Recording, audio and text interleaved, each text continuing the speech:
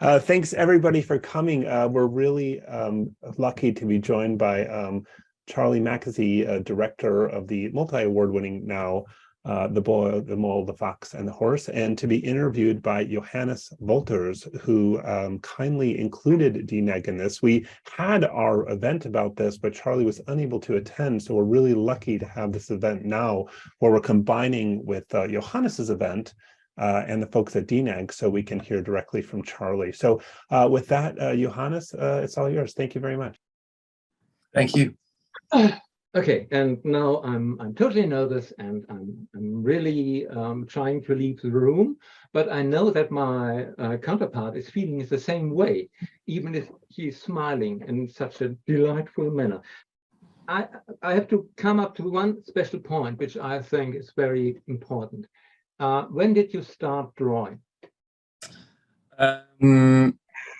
I started when I was probably 2 or 3. I mean, I've drawn as early as I can remember. It's always been something I loved.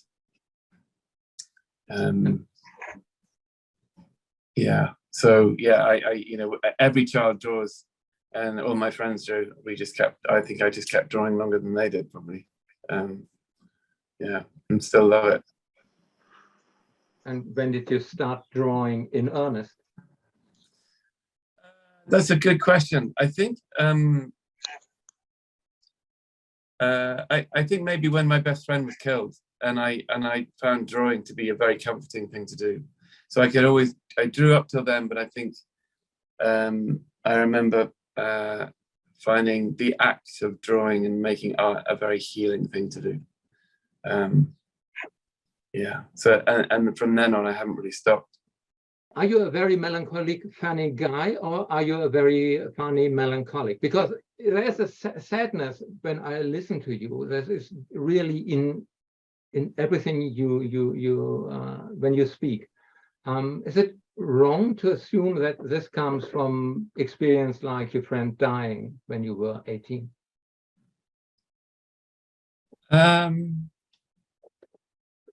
It's very hard to sum yourself up in simple sentences. I'm not sure. I think I'm a mix of things, like everybody. You know.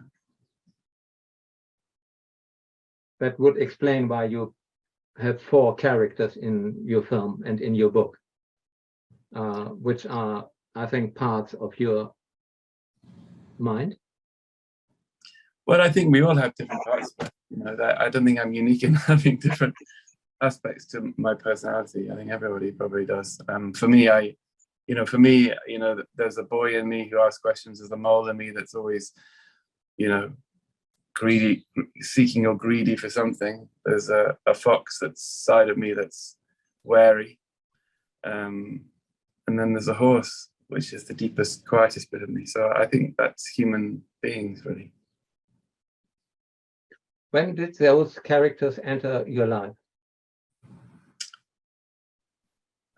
Yeah, they happen bit by bit, I think. About 4 or 5 years ago, I did some drawings, and I'm interested in the conversations between them, and they just kind of arrived. I didn't, one by one. And there were many other animals in the midst. There was a polar bear, and there was a koala, and there was a hedgehog.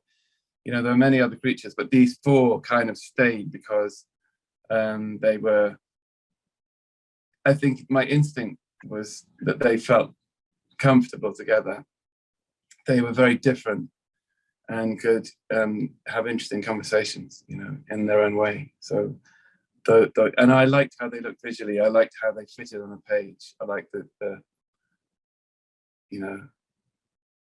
beauty of the horse and the eccentricity of the mole and the dark reds of the fox against the snow and the tenderness of the boy and his vulnerability and his shape. So I liked how they all worked together, so they stayed. Did they move in your mind? Yeah, I think they probably did. Yeah, I think whenever I'm drawing, there's a fluidity to the drawings. There's a sort of, I do, many lines round and round the same drawing. So I think I used to lie in bed and see the snow falling on the ceiling, and I used to see the boy walking across the landscape with the mole. Yeah. So they definitely have always moved, but actually getting to animate them with the ink was a difficult journey for everybody, and I think they did so well. You know, it took a long time. I mean, I was watching a nature program one night, and it was a David Attenborough program about penguins, and I suddenly realized that the penguins moved like the mole moved. So I immediately, you know, recorded it and then started making the basic drawings of movement. So their movements and took a long time, and the boy's face as well. You know, in my book, his face is very obscured, so that took time. But I was lucky, you know. I worked with really wonderful, wonderful, wonderful people. I mean, who've become good friends of mine now. They're very gifted. Yeah. Well, you are a master of drawing those characters, and we all fell in love with those drawings. And I like the imperfect ways, what you call thinking lines in the drawings, that we can see more than just the drawing, but also several other intentions by leaving us with the things other artists would erase when they finish the drawing. Right. I was amazed how you said that into the animation, because it gave it a special depth and feel. As you are a total outsider in terms of animation, it's your first animation venture. Right. How would you describe the differences between doing a book with words and doing animation? And well, you know, the differences are huge, and I would describe the book as a sort of storyboard, or you know, the drawings are simple, and the words are very important in the book, obviously, and they moved across into the film largely.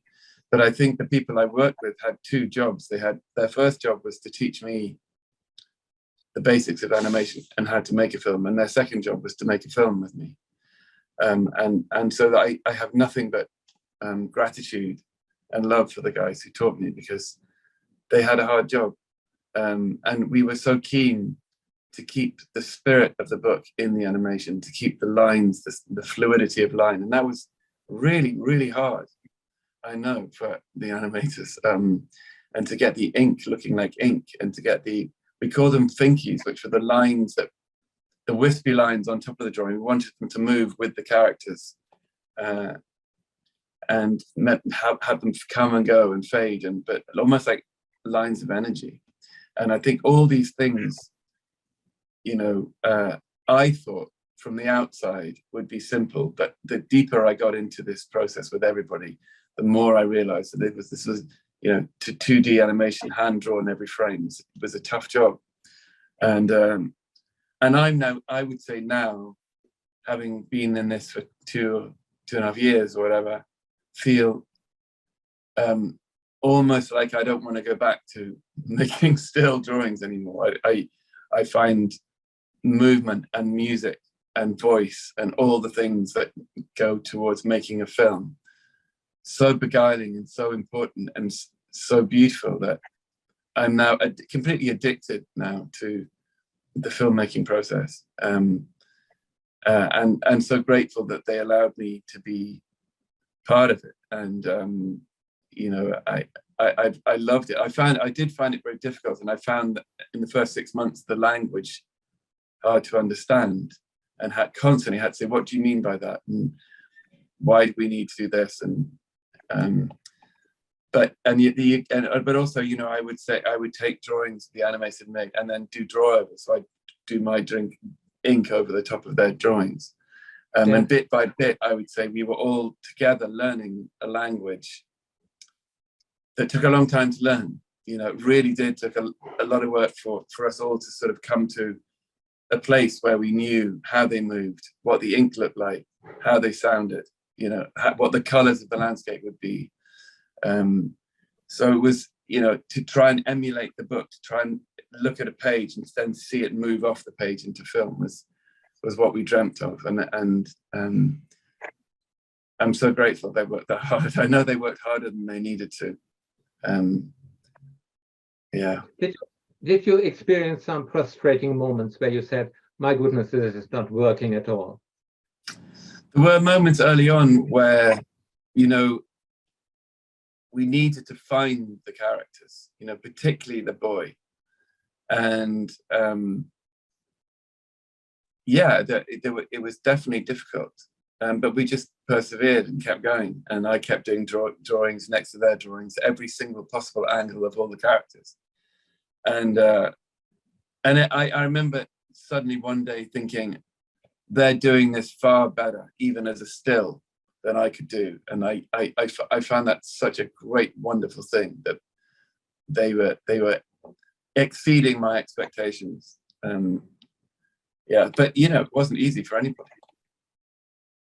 But we believe, the great thing about everybody on the team was they genuinely believed in what we were doing. And I think, you know, we weren't just trying to make a film that looked pretty. We were trying to make a film that talked about things that were important and difficult and deep for everybody. And we wanted to make something that encouraged the viewer and made them feel, you know, better in their own skin, or more connected, or less alone, all these things. Because I'm not very good at just, you know, I need to know why I'm making something. And the why of this film was crucial. And every morning on the Zoom calls, because we made it in lockdown, so we were on Zoom calls for 3 or 4 hours a day for years. And most mornings I would try and remind everyone, you know, why we were doing it. And occasionally would read out an email that I'd received from someone who'd had the book and it had helped them through a very difficult time of life. And so we all needed to, you know, keep focused on what we were doing, because obviously we wanted to make it look as beautiful as we could. But that was just a context in which these conversations could happen, you know. Yeah. On the other side, you were constricted by budget and time. Yes.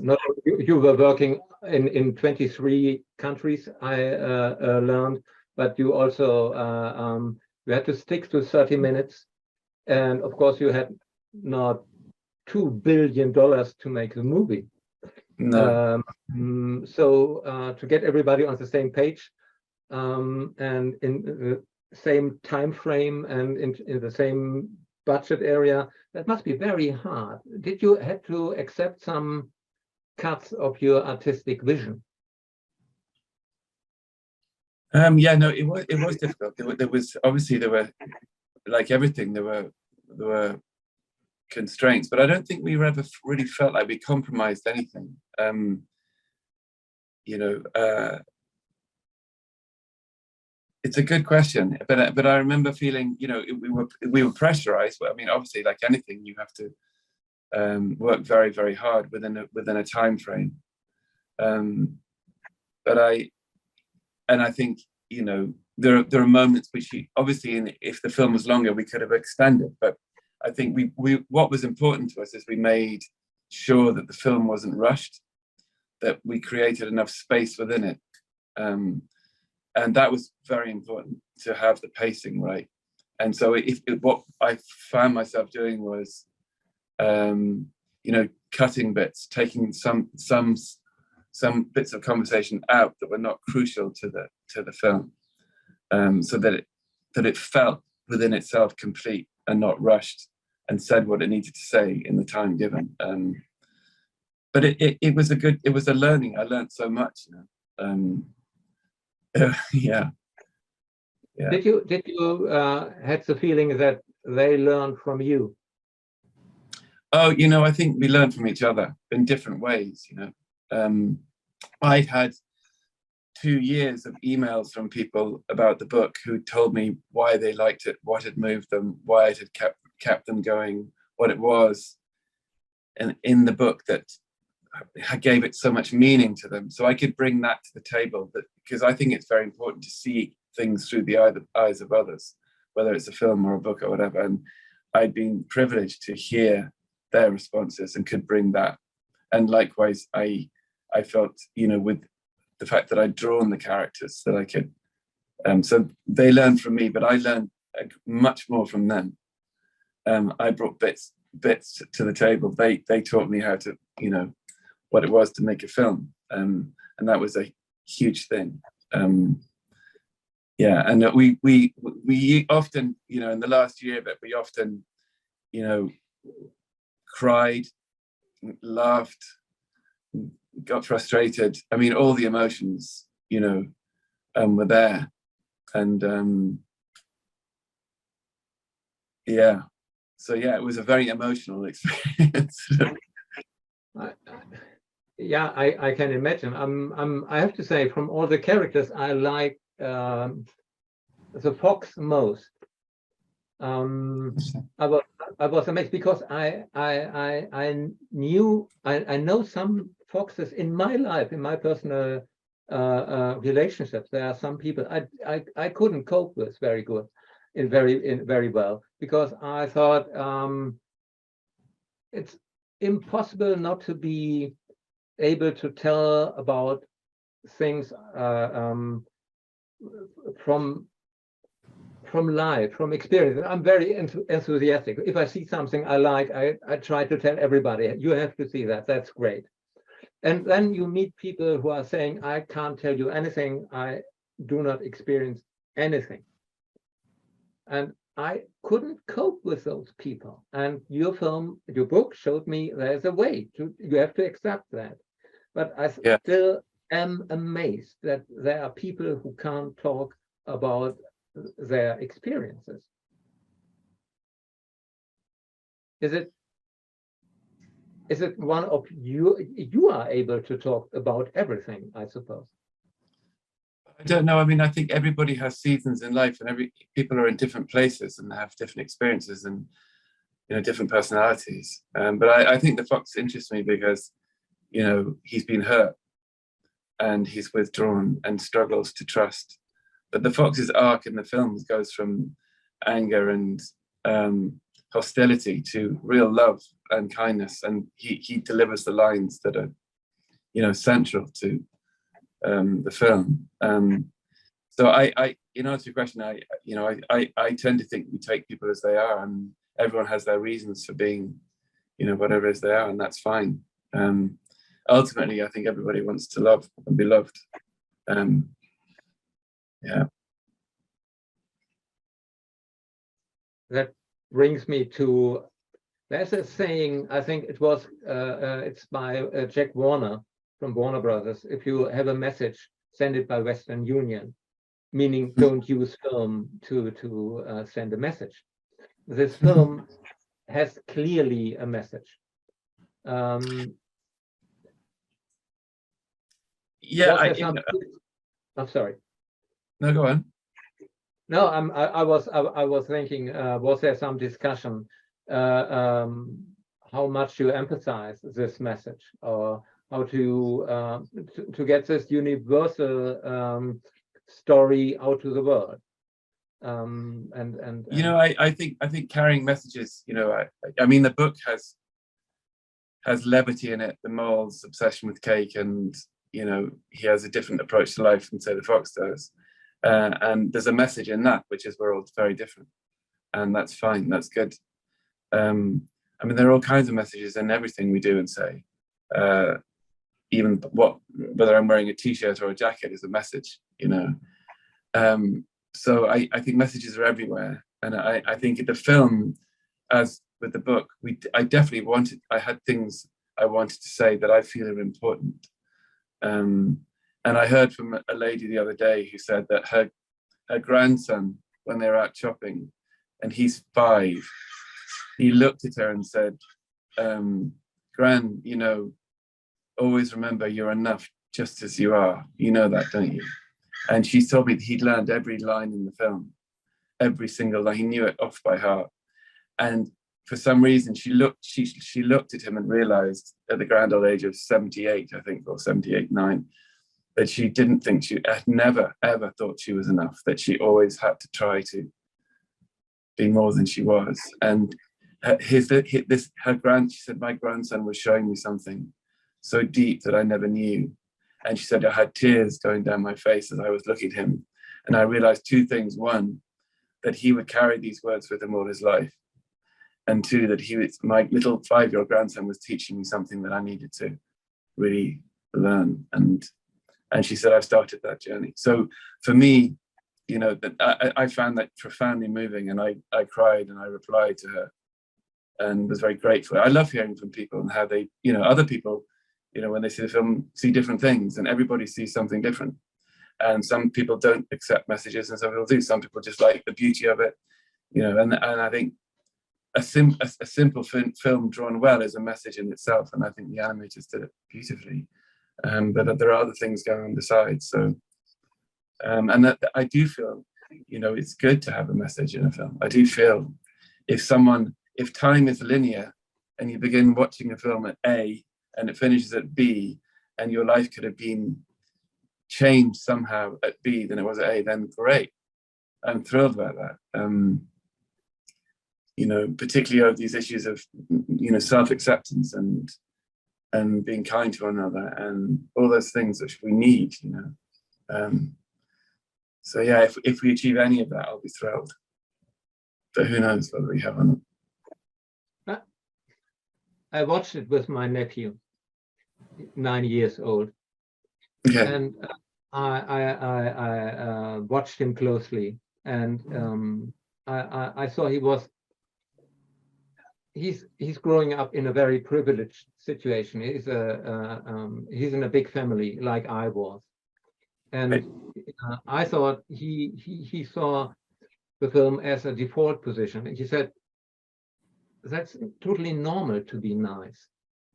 He didn't need to be reminded that he is nice, that he has to be nice, but I needed it. I needed it much more than he did, and he said, "Oh, that's obvious. That's really obvious." And so I thought, is this a book more for grown-ups than for children who needs to be reminded that they were at some point an innocent person? I don't think it's more for anyone. I think it has different messages for different people.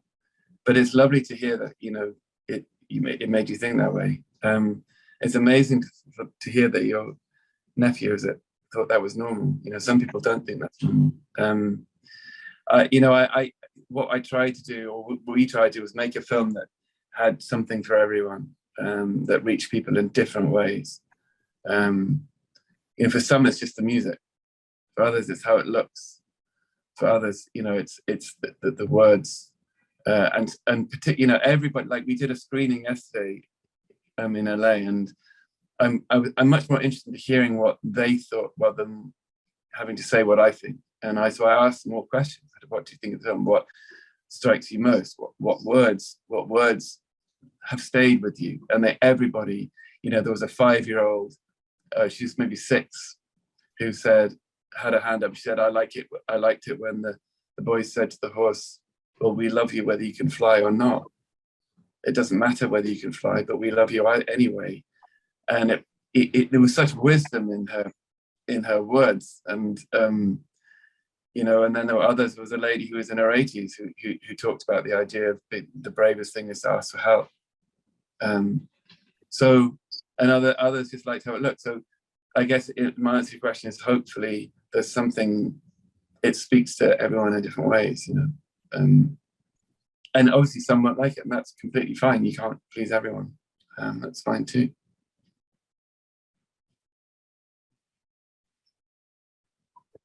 I would like to come back to the terrible situation, how to show innocence on the screen.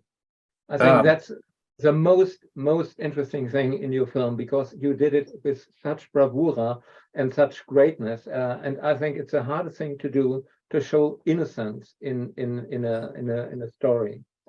I'm from Germany. We totally lost it. There's nothing in German films at the moment that resembles somehow innocence. Mm. That's I love most of in the movie. Oh wow! Oh, thank you. Well, I know in the drawings of him, what I was trying to create and helping them create, which I think they did so well. But the original drawings were, we wanted to feel like we wanted to look after him, like there was a vulnerability and fragility and innocence to the boy. And I think it's just instinct. When it comes to drawing, it's instinct you rely on. And for me, the way the boy is drawn and moves was hopefully achieve what we were trying to achieve, which is, as you say, the innocence. Yeah, but as to how we did it, I don't know. Yeah, I was very puzzled because I thought, hey, my goodness, that's so hard to do. And well, great. Could you tell me a little bit about every artist is on the shoulders of giants. I saw Wind in the Willows, I saw Narnia, C.S. Lewis, I saw Winnie the Pooh. Which are your influences? I think the moment we walk out the door, we're influenced by something. But we're influenced by everything all the time. We're never not being influenced. But I think my early life, I did have a lot of books that I loved. And I used to have the Asterix books, Asterix and Obelix. I loved those graphic novels. I had Tintin. I loved Tintin a lot. I had also some books by someone called Edward Ardizoni, who you may not have heard of, but he wrote books and he wrote and illustrated them. And they are beautifully drawn ink drawings of a boy, usually at sea or being lost. Tim all alone. There was a sort of, he always got into sort of dramatic situations, but he influenced me an awful lot in how he portrayed life and existence, and I loved his drawings. And I think Rembrandt draws beautifully. I think Van Gogh's drawings are staggering. His mark making, I've studied those. I think Rodin's sculpture. I mean, everybody influences you all the time, and I've been fortunately I've had the time to look at this work and really let it sink in, and all of it influences how I draw. Yeah. Does that answer your question? I can't remember what the question was.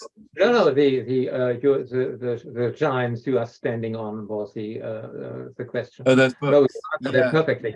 No. Yeah, and obviously I had Winnie the Pooh, of course. Those, I mean, E.H. Shepard's drawings are spectacular, and they shape your inner world. All of this shapes you. And yeah, of course, and Wind in the Willows. When you think about it, there's just so much influence.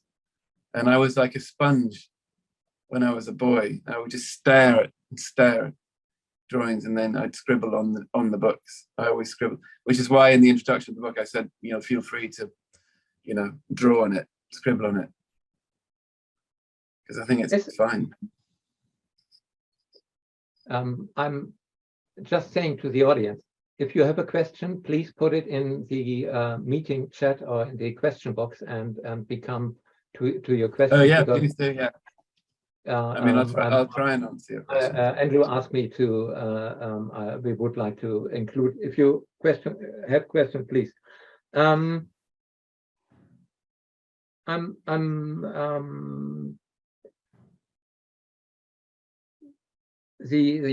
Having doubts as an artist seems to me very essential to come up with great art.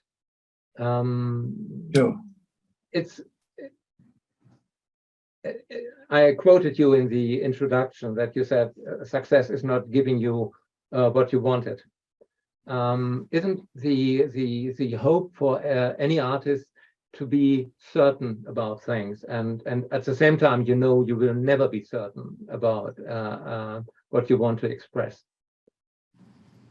Yeah, I think there's always a point where you can be pleased with something, but no, you could carry on and change and develop and learn more.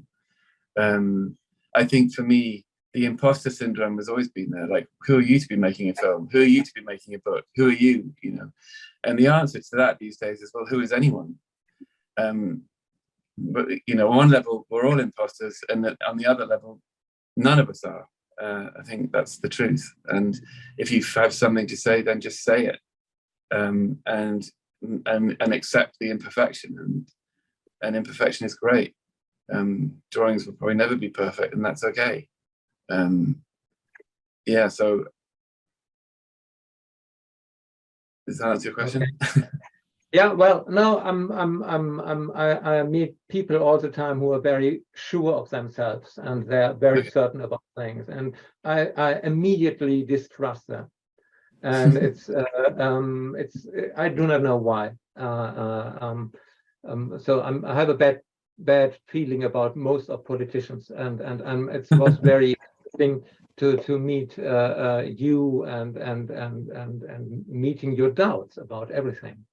As I said in the beginning. Yeah, you know, I think I've always in my life questioned things and wondered why we do anything and what's behind things. And I've always been like that. I'm a bit like the boy in the book, you know, questioning. And that's okay. But I think everybody's different. Some people are very confident. I have friends who are immensely confident, and that's fine, you know. I think when you're an artist, often, you know, I think we're often our worst critic. I think we can, but I think I've learned, you know, you just trust what you're doing on that day, accept what you've done. Don't beat yourself up. Know that you could learn something for tomorrow, but for today, this is enough. And I've really learned that. Otherwise, it's, you know, I don't know, it's less enjoyable. So what would your advice to aspiring artists be to somehow to garden your doubt? Yeah, I keep making the marks and keep enjoying it, and know that tomorrow will be different. Know that, you know, you'll learn all the time, and accept that you are where you are, and that's really great. But don't stop. Like, just persevere, keep going, make your marks, enjoy it, and learn from other people, and listen. Look at other. If you find a painter or a writer or, you know, sculptor, whatever it is that you like, then really study them, and allow those people that you connect with to influence you. And be brave. I think, you know, making art or making marks on paper or any of the arts is a very courageous thing to do. It's a very brave act, because you're constantly making yourself vulnerable. And what a wonderful thing. So, you know, make sure you have people near you who encourage you, and encourage yourself. Be a friend to yourself. Be kind to yourself. Try not to undermine what you're doing too much. You know, it's very important, and know that, you know, you're unique, and what you make and do and say is not like anybody else, and you have something unique to bring to the world, and it may not be like others or as good, in inverted commas, as others might be, but it's unique, and, you know, celebrate that, and, you know, create a voice, work on your unique voice, whether it's in mark making or otherwise, and know that it's very important what you do, and also don't put yourself under too much pressure. You know, give yourself space to make a mess, to screw up, to start again, and don't fear mistakes. That's how you learn. So when you feel disappointed with a drawing you made, know that it was important you made that one, so you can go on from there. All these things that for me are very important. Yeah, does that make sense? Sorry, I I have jet lag, so I'm not speaking very clearly, probably. Yeah, encouragement is so crucial, and to know that what you're doing is brave is also important. And yeah. To whom are you going to ask for help? Oh, I'm fortunate. I have very good friends that I've had a lot of my life, and we share the load for each other. And sometimes I say help, and other times they do to me. And then obviously there's a wider kind of help. You can ask a doctor or a therapist or whoever can tend to you in the best way. But I think saying help was something for me that took a long time to realize was a strength. And I think particularly men we try to do a good show of being strong, and sometimes the strongest thing you can do is show weakness, which is not weak. It's not a weak thing to do. Yeah. So I'm so grateful that I have a phone right next to this iPad, and I can message someone now and say, I'm in an interview and I'm struggling. Can we have a cup of tea? Or whatever. So I think for me, friendships are essential to existence. Yeah. Yeah.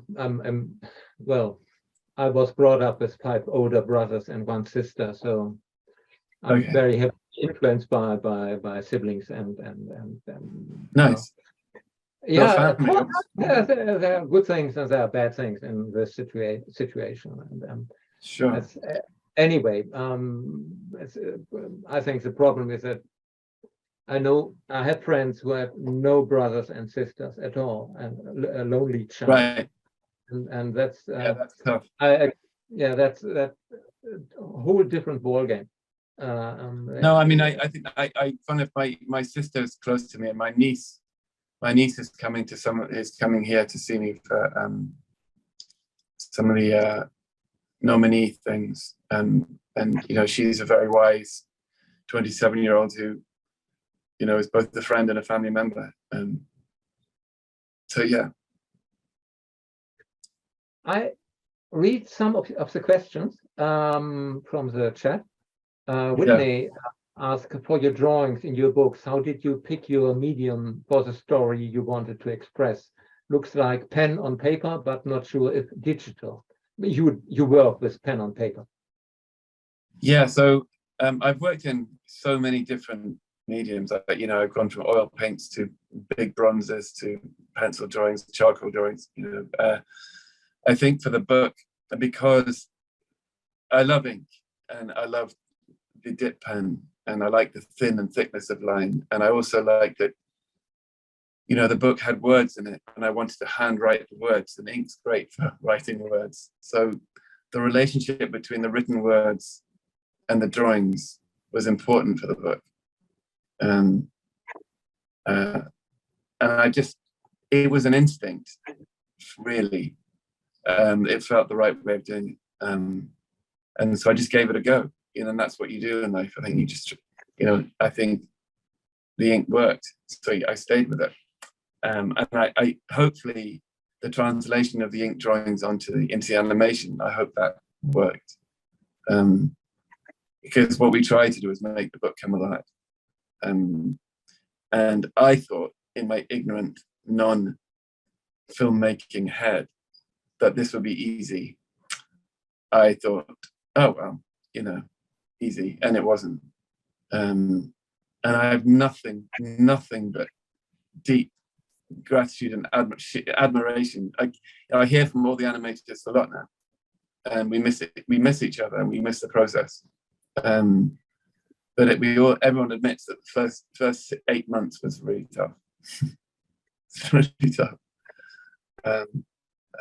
And Tim Watts, lovely Tim Watts, who was an animator who did all the pencil animations, the early animations, was so patient and so tender with his work and so committed to it. And it's lovely that he got an Annie Award for his work. So yeah, I'm not really answering the question very well, but so to go back to I would stop you if it's getting no. I could imagine that you stick to the artistic side. There's a question here: how was the collaboration with Apple initiated? I would bet you are not very much into the stuff with negotiating with producers and other stuff, or are you? I didn't really hear the actual question. What was the original question? The question was from Moritz. How was the collaboration with Apple initiated? Did you approach Apple or approach Apple? I would say you are you at all connected to those decisions?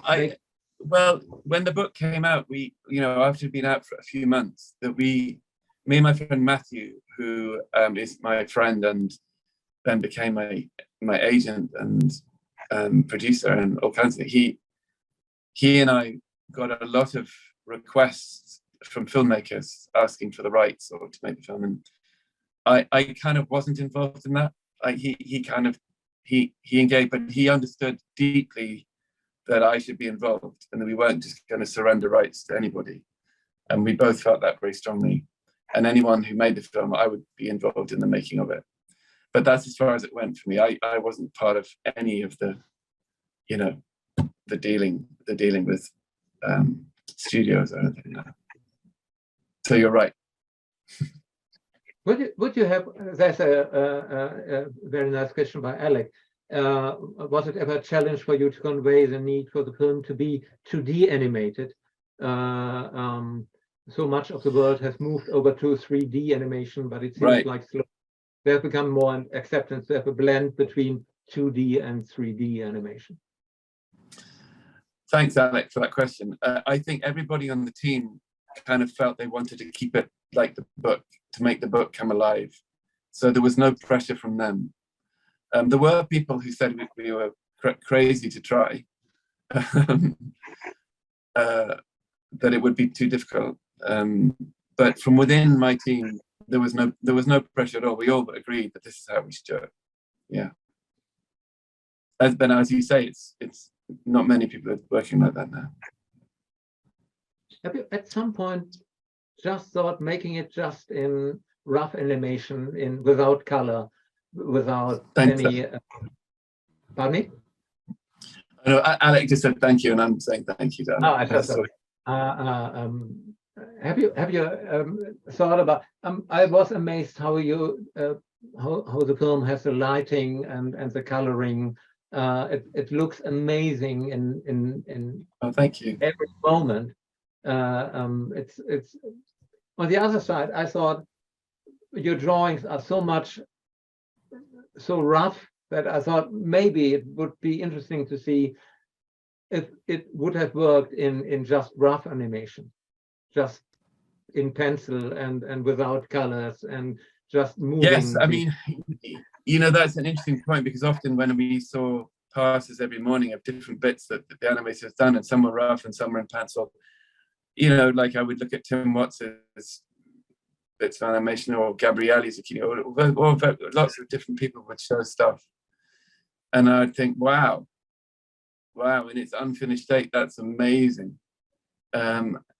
So yeah, it's a good question. It could have been rougher, but in the end, we liked the fluidity of line, and we liked how it felt. We liked the color. We all concluded that this is how it should be.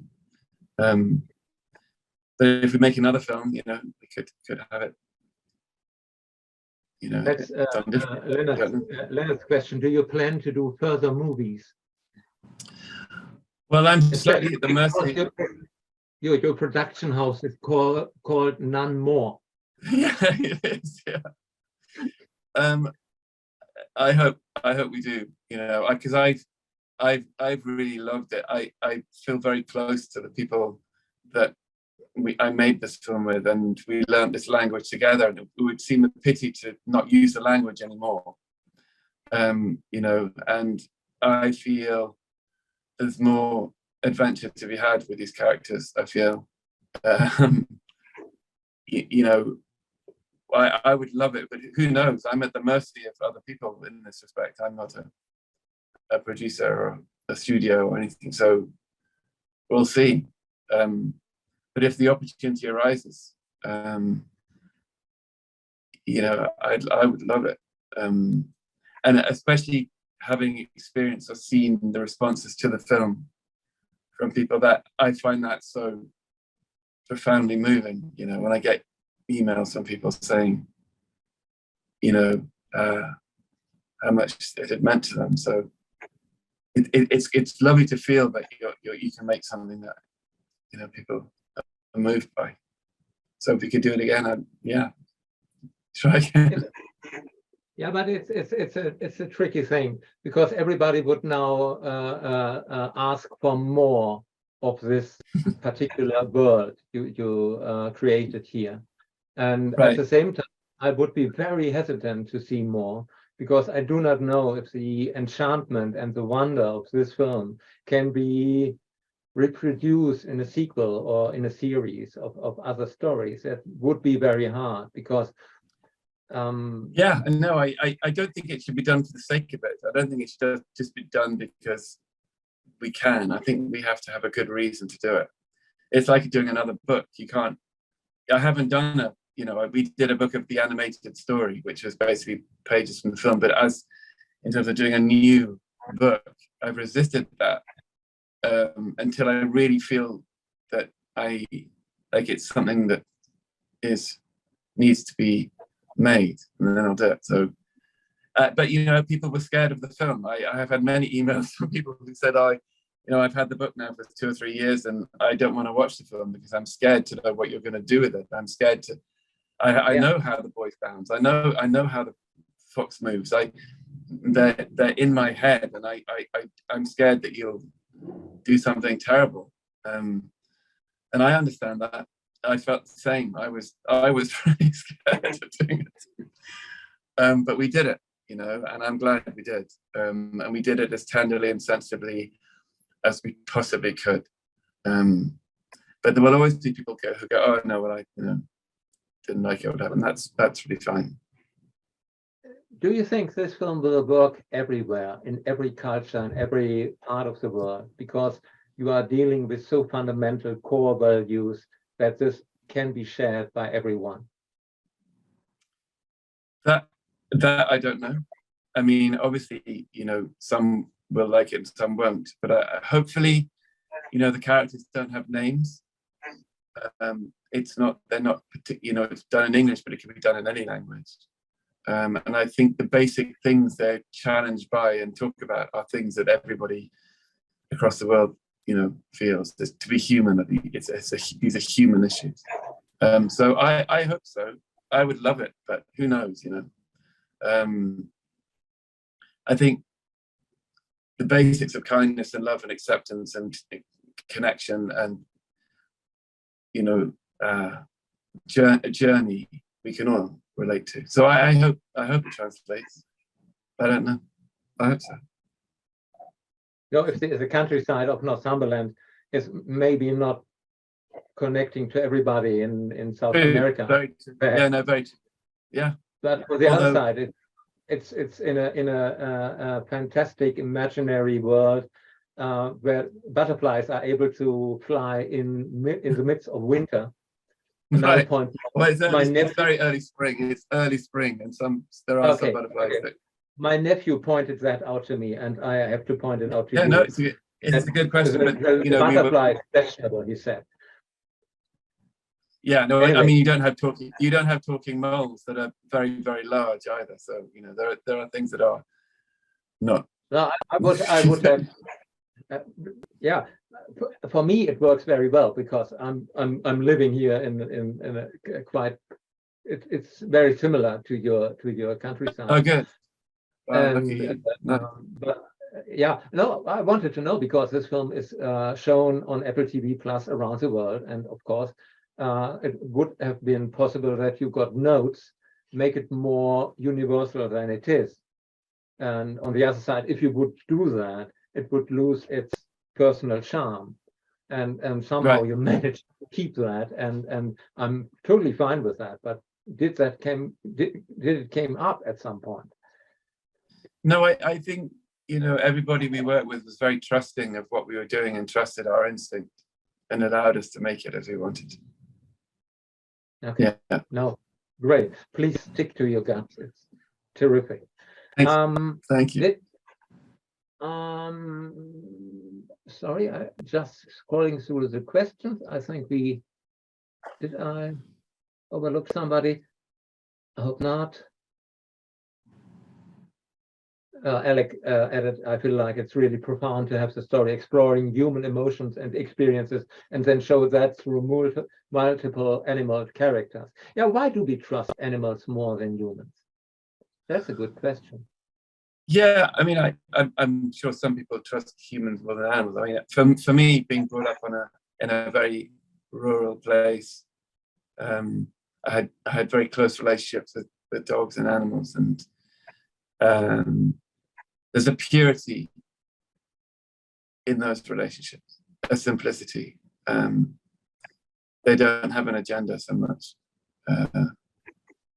But all these things, you know, I answer afterwards, because at the time I made it out of sheer instinct and wasn't being too objective about all of it. I just was making the drawings, and these conversations were in my head. Oh, Andrew asked, is Barney, you know what, Andrew? Andrew asked me if my dog was here. You know, the most painful thing about all of this journey with the film has been having to leave my dog, who's 15, and he's a Dachshund. And I haven't left him ever until now. So doing these screenings in LA, literally the toughest thing was leaving him with a friend. And I get on my phone every morning, and I get regular photographs of him and what he's up to. So sadly, Andrew, in answer to your question, I can't show him to you now, but I can show you the latest photograph that has been sent to me, if you'd like to see it. You do not Zoom with. Yeah, FaceTime. We FaceTime sometimes. So that was the most recent photograph of Barney. Oh, okay. And interestingly, he actually is the mole. So he influenced me a lot, because adorable he is, because he's very greedy, and he's relationally, the size of Barney is the size of the boy to the mole. So he's that kind of size. He's a Dachshund. So that's how the mole's nature arrived, was basically Barney. Kind of, you know, a little bit obsessed with food, a bit eccentric, very funny, and wonderful to be around. So that's, yeah. So thank you, Andrew, for asking that. Yeah, thank you.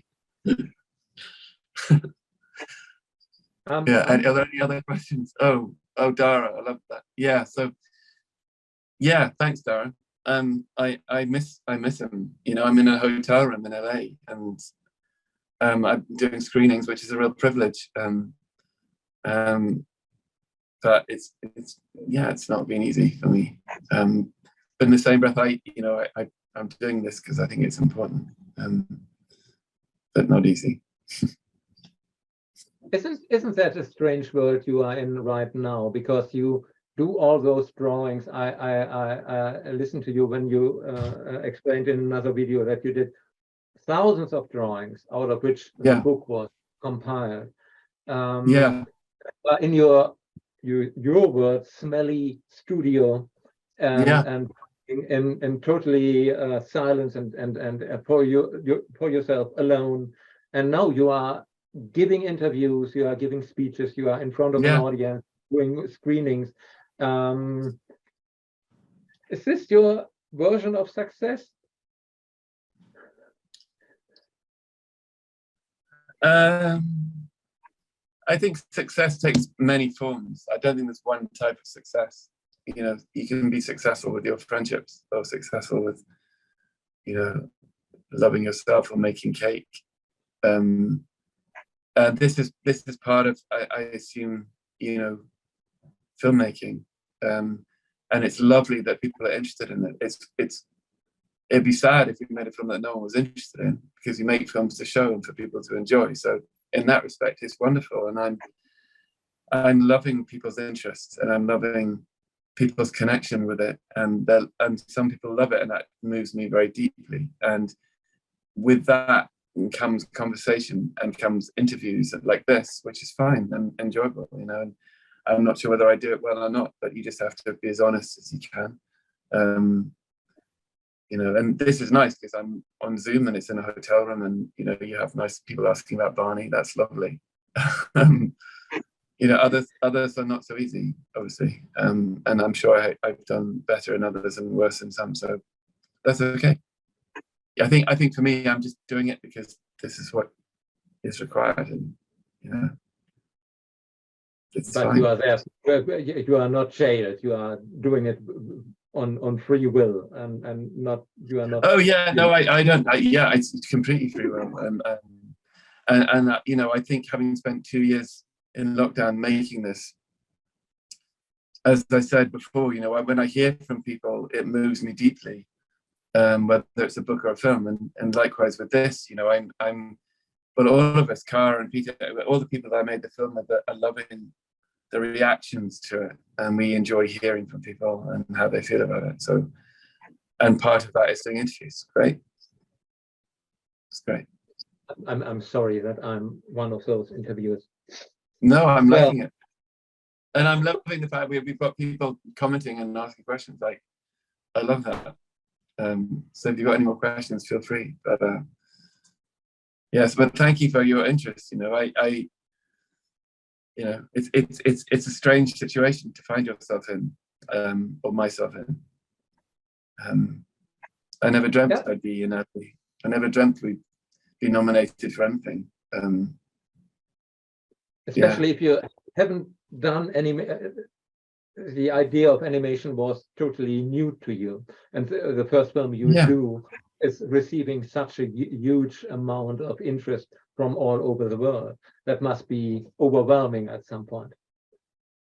Yeah, but I didn't make the film on my own. I made it with some brilliantly talented people who've done this for years, and that's why it is where it is. And I'm just thrilled and grateful and glad that I was part of it. You know, I don't see it as me doing it at all. I see it as us. It's just a team. Whitney has asked me if I ever doubted myself as an artist. Of course, you know, but it comes down to whether I enjoy it or not, and just I think I've wondered, you know, what I was doing, or people have said, when are you going to get a proper job, or you know, all these things that artists get. You know, you're not alone. I think it's normal to doubt. It's very normal to question things, and I have friends who were artists and stopped, and they do something else now, and that's fine, and good. But for me personally, I think I've always had this inner desire to make, you know, art or drawings, and it's a, you know, something deep within me that gets pleasure from it. And sometimes I think the drawings are okay. Sometimes I think they're terrible. But also that's fine, because everybody's the same. You know, I'm sure Picasso or Rembrandt did drawings they weren't happy with. I'm sure they doubted too. But I think it's just whether you want to carry on and persevere through or not. Which is why you need to be people in your life to encourage you, and encourage yourself. But I think an important thing is to realize there'll always be things that you do that you want to do better, and it's your whole life you'll be learning. Your whole life you'll be in a process, and you just need to enjoy the process, enjoy making mistakes, and enjoy the imperfection of it. But no, you're doing something that you love, hopefully. Some Whitney enjoying the, enjoy, exactly. There you go. Well, I'm glad you like that answer. Thanks, Whitney. Alex, that's for sure. It's Thank also you. because we are trespassing on your time. I was told we have 1 hour and we slightly over 1 hour. If somebody would indicate me, or if you are up to some more questions, please tell us. No, you know, I think to begin the beginning of the interview, my head felt so tired, and I was struggling. But I'm awake now, and I've enjoyed this. Good morning, and I've really loved it, and I love the fact that people are listening in, and I love the fact you have questions, and you know, so please, if you have any other questions, I can see them. They come up on my little screen here. Yeah, but thank you. Okay. Well, I have some big questions that I would really trespassing on your time. I would really like to know how do you structure a story for yourself? Because if you do a painting, it's some kind of story too. Oh, for sure. Yeah, there's a whole story in a painting. Absolutely. Yeah, but I think, you know, if you have a conversation with someone for 2 minutes, that's a story. Well, we are living in stories all the time. Every day you're in a story, and it's dangerous to separate. Say, oh, that's a story you've made, but you're not in one. We're all in a story. We're all in living stories all the time. But to make one, you know, with a beginning and an end and a plot, all those things. For me, it always begins with what I feel.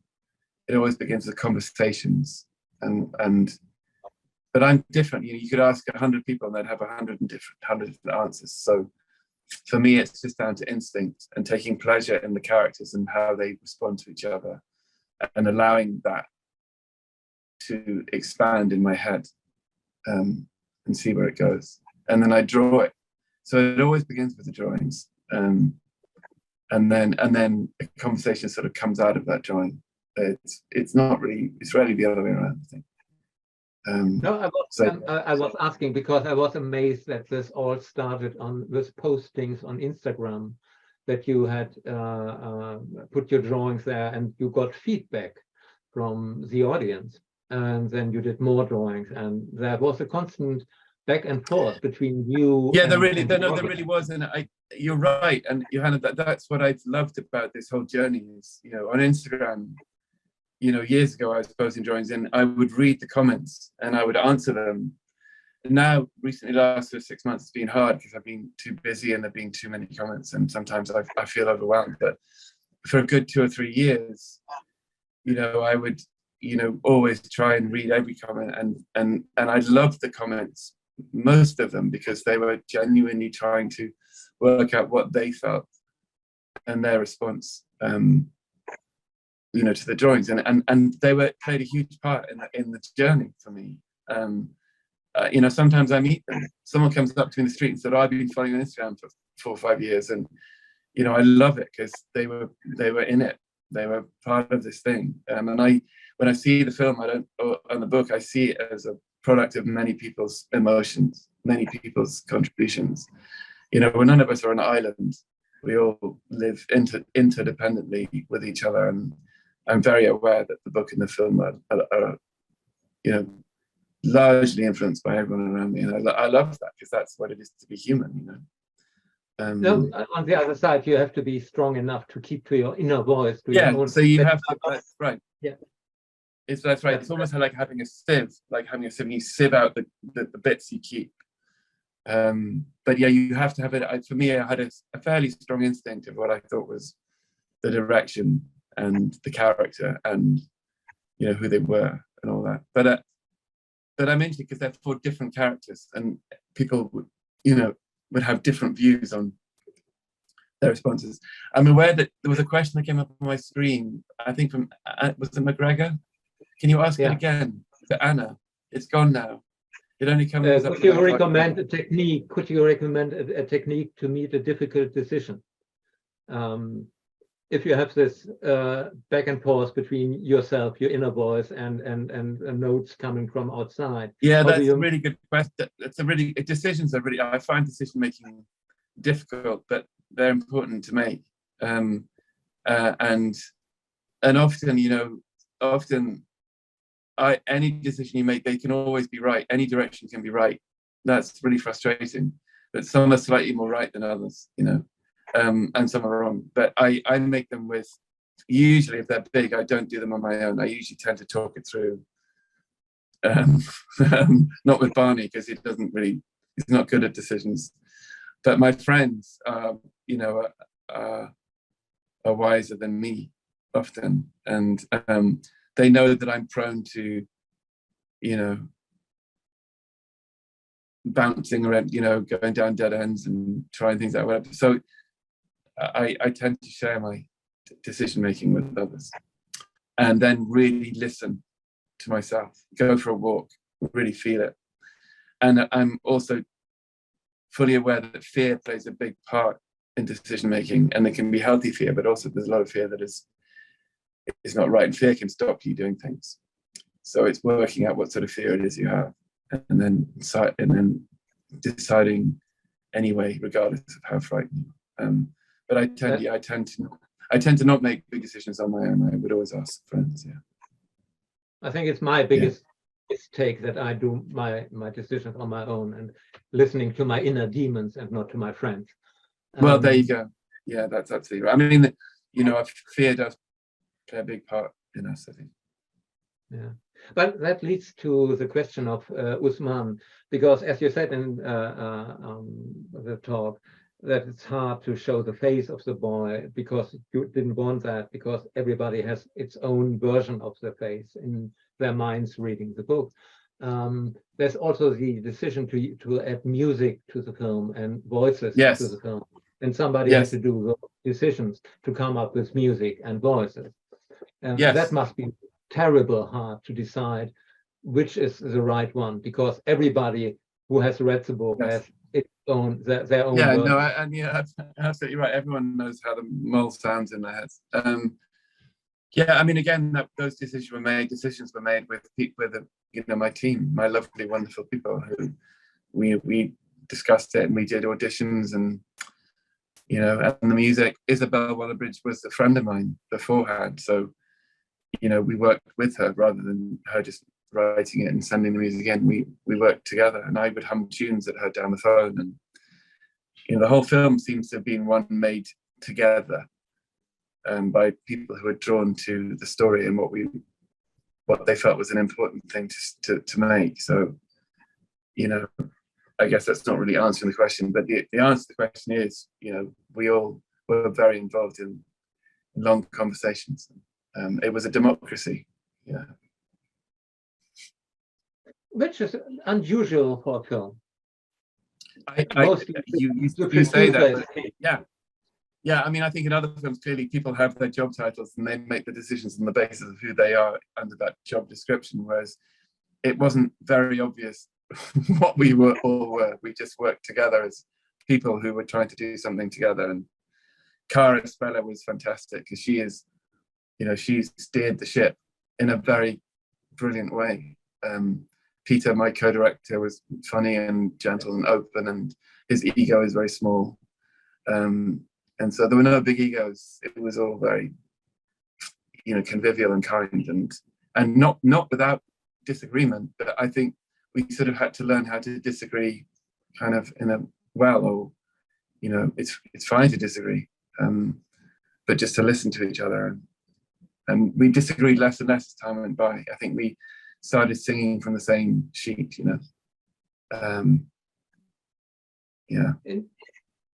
In the end, it's always, for me, it's an unbelievable miracle that in the end there's a product done by so many people, by so many intellects, and it looks like only one person did it, and it looks so... Right, well, no, yeah. For good point, no, this is not the case. It's a lot of incredible people that I admire so much. Yes. Somehow this gives me hope for humanity, because it's a proof that we can all work together, even if we are so spread out over the world. Yeah, you know, I like that. Yeah, there were all these animators were from right across the world. Sometimes we had 100 on a Zoom call together at once. and it was extraordinary, that journey, and yeah, they were lovely. Yeah, I miss them, you know. Do it again. Yeah, I probably should. Okay. Anyway, If we can. But thank you so much. Yeah, it was really lovely. I have to pack my hood. I would talk on, but I have to leave I'm flying quite soon. I have to pack. My hotel room is a mess. But thank you for having me. Thank you for listening, everyone. I hope it made sense. My head is very jet lagged, so apologies for that. Thanks, Alex. Thank Andrew. Thanks. Thanks, Andrew. And everybody thanks, in the chat. Good luck for the next weeks. And thank you so much. You know, it means a lot. You're very kind, and thanks for hosting this. I have an appointment with my other nephews next Saturday. They want to see the film now, after their little brother told them it's great. So thank you so much for your time. Thank you so much for your work. Please do another one, whatever it is, what you will do. Thanks to everybody connected to this. Thank you for everybody who made this possible. It was great. See you soon. Yeah, and I'm reading all these comments are coming up on the screen, and they're really moving. I'm seeing that a lot of them, and thank you so much. It's lovely to read that you've enjoyed this. So thank you. Take care of yourselves.